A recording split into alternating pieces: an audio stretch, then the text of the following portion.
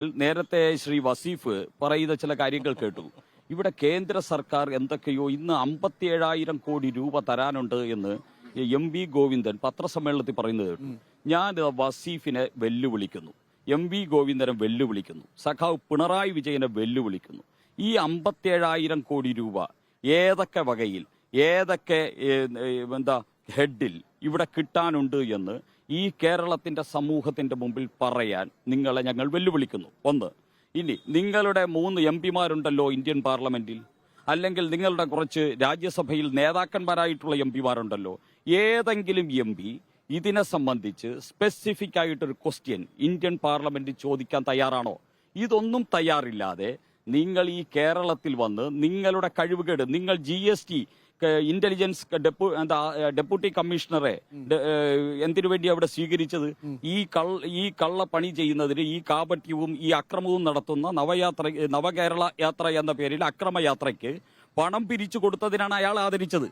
അല്ലാതെ GST 8,000 അല്ല, അയാൾ ആദരിച്ചല്ലോ നവംബർ 1 ഇതിനു വേണ്ടിയാണ് നവംബർ 1 പരിപാടിയിൽ ആദരിച്ചെന്തിനാ? ഈ വർഷം സംസ്ഥാനത്തെ നികുതി വരുമാനം കൂടിയില്ലേ? ഡോക്ടർ ആരുണ്ട്? അത് കൂടിയത് കഴിഞ്ഞ പ്രാവശ്യം കഴിവുകെട്ട് കിടന്നിടത്ത് നിന്ന് 23%. കഴിഞ്ഞ പ്രാവശ്യം പിണറായി വിജയൻ ഒട്ടും പിരിച്ചില്ല, ഇപ്പൊ 23% കൂടുതൽ പിരിച്ചു. അല്ലാതെ ഈ ഇന്ത്യയുടെ വരുമാനം കൂടി, ചെലവ് കുറഞ്ഞു, നല്ല ഫിനാൻഷ്യൽ മാനേജ്മെന്റ് ആണ്. അല്ല, 48% നികുതിയെ കേരളം പിരിച്ചെടുക്കുന്നുള്ളൂ.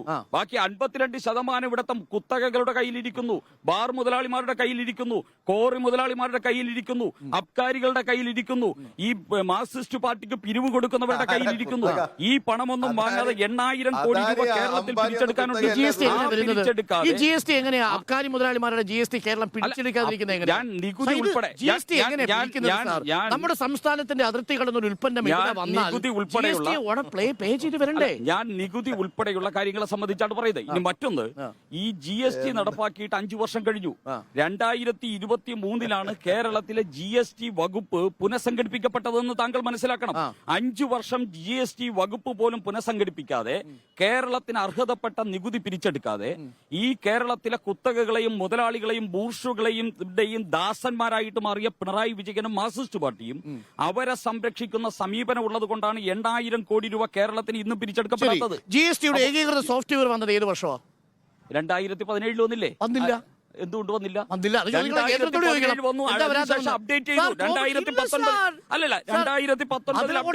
അതുകൊണ്ടാണ് ഈ കോമ്പൻസേഷൻ നമുക്ക് നിലനിർത്തേണ്ടി വന്നത്. കേരളത്തിൽ 2023 അത് നടപ്പാക്കിയെന്ന് താങ്കൾ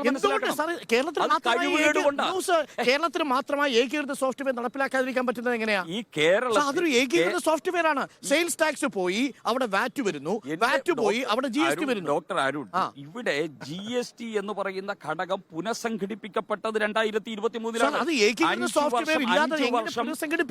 വർഷം ഈ കൊരങ്ങന്റെ കയ്യിൽ കിട്ടിയ കൊട്ടത്തേങ്ങ പോലെ വച്ചോണ്ടിരിക്കുകയായിരുന്നു GST. ഇവിടെ പിരിച്ചെടുക്കുന്നുമില്ല, മുതലാളിമാരെ സംരക്ഷിച്ചുകൊണ്ട്. ഇത്രയും കഴിവ് അല്ല, ഈ കഴിവുകേടിന്റെ പര്യായമാണ് പിണറായി വിജയൻ സർക്കാർ. ടാക്സ് പിരിച്ചെടുക്കുന്നില്ല, IGST പിരിച്ചെടുക്കുന്നില്ല.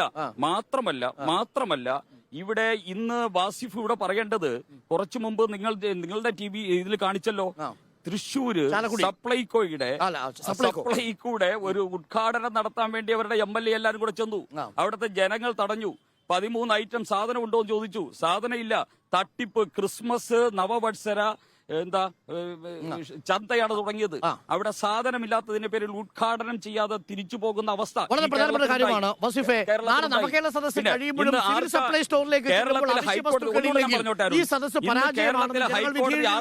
സല്യൂട്ട് അടിച്ചിരിക്കുന്നത്. ഇവിടത്തെ സൂപ്പർ സ്റ്റാർ ആരാ? പിണറായി വിജയനാണോ? കേരളത്തിലെ സൂപ്പർ സ്റ്റാർ മറിയക്കുട്ടിയും അതോടൊപ്പം തന്നെ കേരളത്തിന്റെ ഗവർണറും ആണ് ഇന്ന് കേരളത്തിലെ സൂപ്പർ സ്റ്റാർ. പിണറായി വിജയൻ ഒരു ഗുണ്ടയുടെ ഇമേജിലേക്ക് തരം താണിരിക്കുന്നു ഈ DYFI കാരണം. ഞാൻ ഒരു മറുപടി ശ്രീ